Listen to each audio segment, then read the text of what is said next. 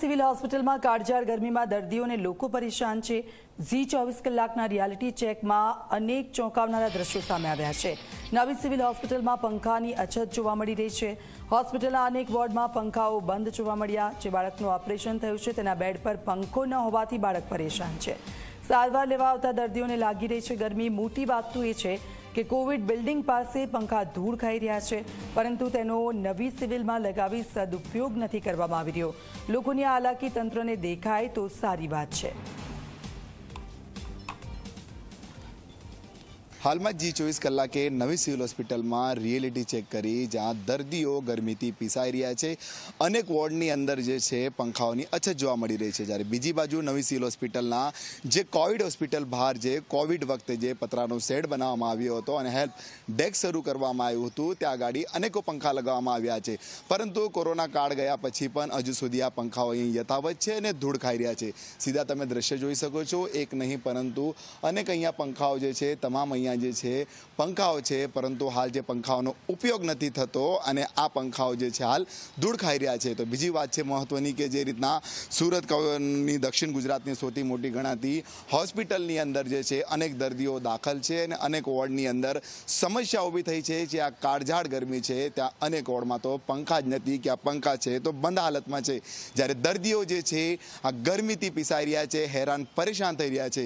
જ્યારે તંત્રએ ક્યાંક અહીંયા પંખા ધૂળ ખાવા મૂકી દીધા છે તો બીજી બાજુ તો પંખા જ લગાવવા નથી ને જે ખરાબ થયેલા જે પંખાઓ છે એમને સુધારવા એમને સમય મળતો નથી, જેને લઈને ગરીબ દર્દીઓ જે છે ભોગ બની રહ્યા છે।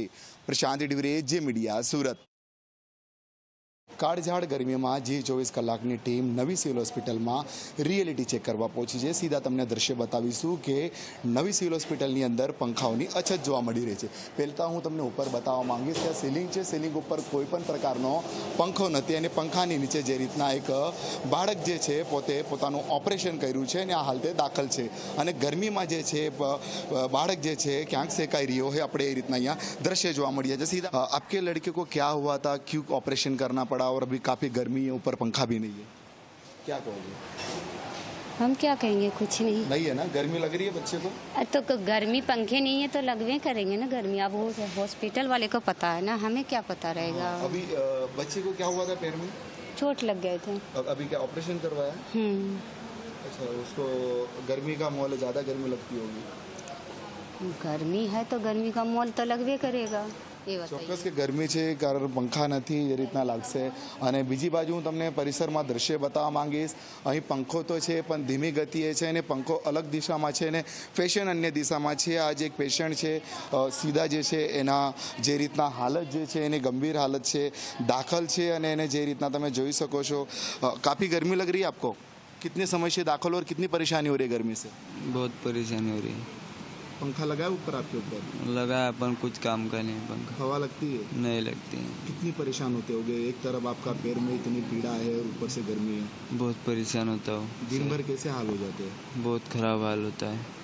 क्या कहोगे, हॉस्पिटल तंत्र ने पंखे की व्यवस्था करनी चाहिए? करनी चाहिए तुरंत।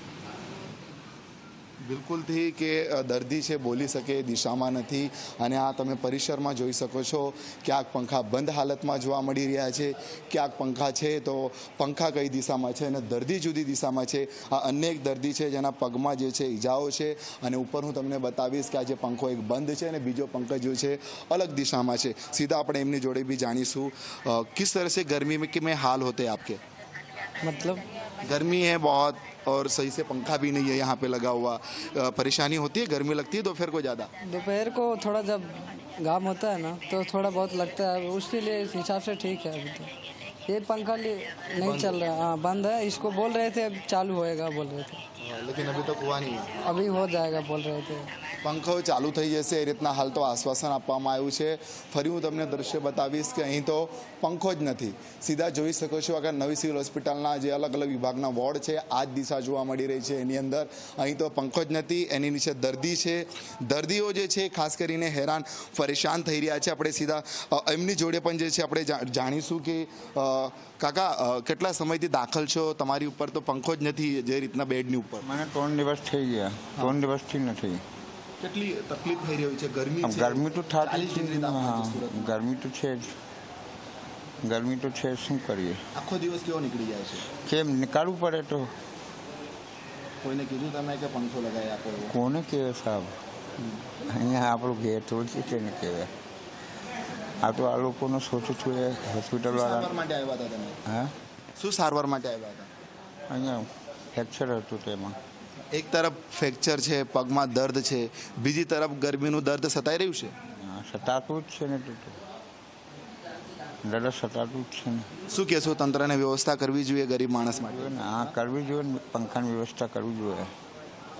બિલકુલથી પંખાની વ્યવસ્થા કરવી જોઈએ. જે રીતના લોકો જે છે માંગ કરી રહ્યા છે, અને ખાસ કરીને જે રીતના નવી સિવિલ હોસ્પિટલ છે, આ તમે જોઈ શકો છો કે એની અંદર અલગ અલગ વોર્ડમાં જે છે તમને આ જ પ્રકારની જે છે અવ્યવસ્થા જોવા મળશે. અને ખાસ કરીને સુરત નવી સિવિલ હોસ્પિટલની જો વાત કરવામાં આવે, દક્ષિણ ગુજરાતની સૌથી મોટી જે છે હોસ્પિટલ માનવામાં આવે છે. સુરત જ નહીં પરંતુ અલગ અલગ જિલ્લા અને રાજ્યના લોકો અહીં સારવાર માટે આવતા હોય છે, જ્યારે લોકો પોતાની સારવારની એક આશા લઈને આવતા હોય છે. પરંતુ હાલ જે કાળઝાળ ગરમી છે, સુરતની અંદર 40 ડિગ્રી જેટલું તાપમાન નોંધાઈ રહ્યું છે. લોકો બહાર નીકળી નહીં શકતા આવી રીતના પરિસ્થિતિ છે. જ્યારે જે લોકો પોતાની ટ્રીટમેન્ટ હોસ્પિટલમાં કરાઈ રહ્યા હોય ત્યારે પંખાઓની અસુવિધા દેખાઈ રહી છે, અને ક્યાંક અધિકારી તંત્ર જે છે પોતાની કેબિનમાંથી બહાર નહીં નીકળતા હોય, તેને આ પરિસ્થિતિનું નિરીક્ષણ નહીં કરતા હોય છે, જેના લીધે આ ગરીબ દર્દી જે છે મજબૂર બન્યા છે ગરમીમાં સારવાર લેવા.